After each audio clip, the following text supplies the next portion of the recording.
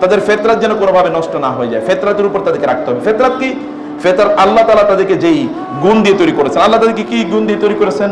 গালিগালাজ করার গুণ, মারামারি করার গুণ, ভাঙ্গাভাঙ্গি করার গুণ, সিনেমা দেখার গুণ, গান গাওয়ার গুণ। টয়লেটে গিয়ে 3 ঘন্টা বসে আছে। কি রে, টয়লেটে 3 ঘন্টা কেন বসে থাকলো? টয়লেটে কত সময় থাকা উচিত? একটা বাচ্চার টয়লেটে কত সময় থাকা উচিত? দরজা বন্ধ করে রুমের মধ্যে করে কি? তার দরজা কেন বন্ধ থাকবে? বাচ্চাদের দরজা কেন বন্ধ? ও তো দরজা খোলা থাকবে, কেবল ঘুমের আগে দরজাটা বন্ধ করতে পারে, তাও বন্ধ রাখবে না যদি বড় মেয়ে না হয়। দরজা বন্ধ থাকবে, তার দরজা, তার কম্পিউটার টেবিলটা কেন এরকম বাঁকা করা? ও কম্পিউটার টেবিলে বাঁকা টেবিলে করে কি? ও কেন আপনার মোবাইলটা নিয়ে চুরি করে ও চলে গেল? মোবাইলটা নিয়ে ও করতেছে কি? সেখানে কি আছে? আপনার ওয়াইফাই কতক্ষণ বাসায় অন থাকে এবং কেন অন থাকে? আপনার বাচ্চারা কয়টায় ঘুমাতে যায়, কেন এত পরে ঘুমাতে গেল? আপনি ঘুমিয়ে পড়ে তারপরে টুটু টুটু করে আওয়াজ শোনা যায়, কি করে ওরা ওই সময়? ওরা ল্যাপের নিচে কি কোনো কিছু ডিভাইস আছে? এগুলো চেক করে দেয় তো আপনার। ইউ শুড এনশিওর, এখানে আপনাকে এনশিওর করতে হবে। অন্যথায় অনেক সময় সে হয়তো বা কাঁদবেন, তোমার আর কান্নায় কোনো কাজ হবে না। এখন কাঁদার দরকার নেই, এখন হাসতে হাসতে ওদেরকে মানুষ করুন। এখন হাসতে হাসতে মানুষ করুন, তাহলে আজীবন হাসবেন। আর এখন আপনি অন্য জিনিসে ব্যস্ত থাকেন, তাহলে আজীবন কাঁদতে হবে। এই সন্তানদের জন্য আপনাকে কাঁদতে হবে। ফিতরাত, তাদের ফিতরাত যেন কোন অবস্থা নষ্ট না হয়। ফিতরাত নষ্ট করার জন্য শয়তান রয়ে গেছে। শয়তানের কাজ হচ্ছে ফিতরাত নষ্ট করা। আদম আলাইহিস সালামকে আল্লাহ সুবহানাহু ওয়া তাআলা জান্নাতে বললেন, জান্নাতে যেখানে ইচ্ছে সেখানে উসকুন ওয়া যাওজুকাল জান্নাত, তুমি এবং তোমার স্ত্রী জান্নাতে থাকো। মানুষের মধ্যে 2 জন, কি মজা, তাই না? পুরোটা একটা হানিমুন টাইপের একটা সময়, যে এইভাবে তুমি থাকো। এখনো তো ওইখানে কোনো সন্তান কিছুই হয় না, কেবল স্বামী স্ত্রী টুগেদার, একজন আরেকজনে, আমি তোমার জন্য, তুমি কেবল আমার জন্য, এইরকম একটা টাইপের সময়। আর আল্লাহ তাআলা বলেন, লা তাকরাবা হাযিহিশ শাজারা, don't come closer to this tree. কেবল একটা মাত্র গাছ। জান্নাতে গাছ কয়টা? হ্যাঁ, কয়টা গাছ বলতে পারেন কেউ? অগণিত না? অগণিত মানে তো অগণিত, অগণিত অগণিত। এইরকম জান্নাতের ছোট একটা জায়গা না, যেটা অ্যামাজন ট্রি অথবা সুন্দরবন, তার চেয়ে তো বড় নাকি ছোট তার চেয়ে? এইরকম জান্নাতে একটা মাত্র গাছের কাছে যেতে নিষেধ করেছেন। শয়তান ওই গাছটাই খুঁজে বের করছে। কত বড় শয়তান হতে পারে এটা চিন্তা করে দেখেন। ও কেবল ওই গাছটাই খুঁজে বের করেছে এবং ওইখানে আদমের নিয়ে ছাড়ছেই আলাইহিস সালাম। শয়তানের ফিতরাতটাকে নষ্ট করে দেওয়ার জন্য ওর হিউজ এফর্ট আছে। আপনার সন্তানকে আপনি আল্লাহর পথে আনার জন্য বা ভালো মানুষ বানানোর জন্য আপনার কিন্তু ডিভাইন প্রিপারেশন অলরেডি আছে। আল্লাহ থেকে প্রদত্ত অলরেডি তার মধ্যে ওই কি জিনিস, ইকুইপমেন্ট তার মধ্যে আছে, ম্যাটেরিয়াল তার মধ্যে আছে। শয়তান ওই ম্যাটেরিয়ালগুলো ধ্বংস করে দিতে চায়। শয়তান কখনো কখনো কারো পেছনে 10 বছর চেষ্টা করে তাকে কি করার জন্য? পথভ্রষ্ট করার জন্য। 10 বছর পর্যন্ত তার দিয়ে ভালো কাজ করিয়েছে। যেমন কোন এক লোকের দিয়া শয়তান কেমন উদ্বুদ্ধ করবে, তুমি ইবাদত করো, ইবাদত করো, ইবাদত করো, ইবাদত করো।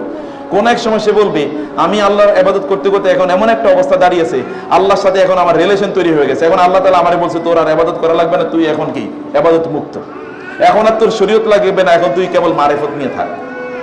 বুঝতে পারে না শয়তান কোথায় তাকে আক্রমণ করেছে? শয়তান অলরেডি বলছে এখন কি, এখন ওই লোক ঘুরে এবং বলে, ওই লোক ঘুরে আর বলে যে আমি মনে মনে আল্লাহর ইবাদত করি।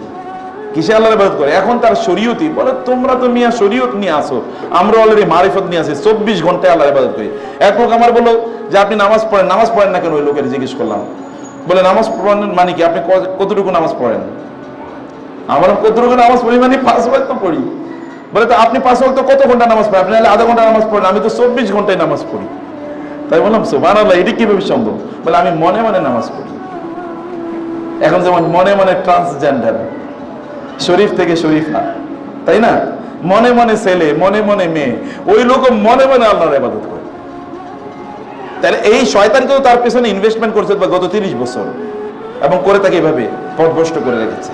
আপনি আপনার সন্তানদের মধ্যে ফিতরাত যেটা আছে, প্রিয় বোনেরা, আমি বলছিলাম ফিতরাত এটা যেন নষ্ট না হয়ে যায়। ফিতরাত মানে কি বুঝতে হবে? ও ভালো মানুষ হিসেবে জন্ম নিয়েছে, ও আল্লাহর প্রিয়তম বান্দা হিসেবে জন্ম নিয়েছে, এবং ও যদি তখন মারা যেত, ও কিন্তু জান্নাতে সাধারণ জায়গায় থাকতো না, ও কিন্তু কি জান্নাতে এরকম জায়গা থাকতো, গিলমানুম মুখাল্লাদুন ইয়াতুফু আলাইহিম গিলমানুম মুখাল্লাদুন বিআকওয়াবিন ওয়া আবারিক ওয়া কাকসিম মিন মাইন লা ইয়াসাদউনা আনহা ওয়া লা ইউনজিফুন। তাদের কাছে গিলমান মুখাল্লাদুন, চিরস্থায়ী কিছু বালক আপনাদের চারপাশে জান্নাতে ঘুরতেই থাকবে, বিভিন্ন ধরনের পানপাত্র নিয়ে, পানপাত্র মানে বিভিন্ন ধরনের ড্রিঙ্কস নিয়ে আপনাদের সামনে থাকবে। এই ড্রিঙ্কস গুলো আপনি খাবেন এবং ওরা আপনার পেছনে, আপনার চারপাশে ঘুরবে। বাচ্চারা যদি এমনি দৌড়ায় তাহলে তো এমনি ভালো লাগে। আর জান্নাতের বাচ্চাদেরকে ব্যাপারে আল্লাহ তাআলা কি বলেছেন?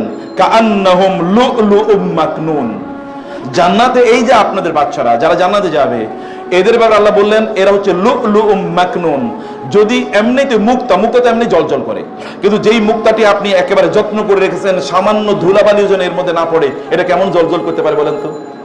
এইরকম জলজল যেন করবে, মুক্তর মতো এরকম জলজল করতে থাকবে বাচ্চাগুলো, চেহারা থেকে আলো ঠিকরে পড়বে ফ্লাড লাইটের মতো। এইরকম বাচ্চাই তো আপনার সামনে, আপনাকে তো আল্লাহ এরকম বাচ্চা দান করেছেন। তো ওই বাচ্চাটাকে আপনি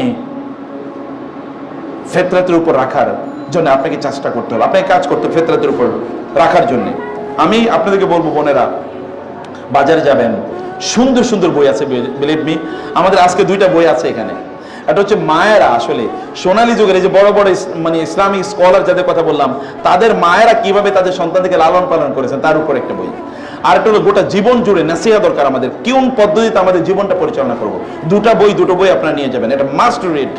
বাসায় বসে পড়বেন, বাচ্চাদেরকে নিয়ে পড়বেন, পড়াবেন এবং অন্যদেরকে আপনারা গিফট করবেন, আত্মীয় স্বজনদেরকে, বোনদেরকে গিফট করবেন, বান্ধবীদেরকে গিফট করবেন। অন্য কিছু তো গিফট করছেন, হাদিয়া, বই, মানে অন্য কিছু যেটা আপনারা ঈদের সময় দিতেন, বাবাকে বই, 1-2টা বই তাদেরকে দেন, কালচার তৈরি হোক। আমি আমার জীবনে দেখেছি বাংলাদেশের একজন বড় ইসলামী ব্যাংকের প্রতিষ্ঠাতা সহ ইসলামিক ইউনিভার্সিটিগুলোর প্রতিষ্ঠাতার মধ্যে একজন, এত বড় স্কলার বাংলাদেশে খুব কম এসে।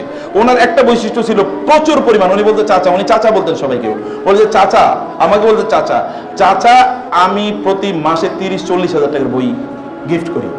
আমি বললাম সুবহানাল্লাহ, সাদকায়ে জারিয়ার কি বিশাল বড় কাজ, কি বিশাল বড় সাদকায়ে জারিয়ার কাজ।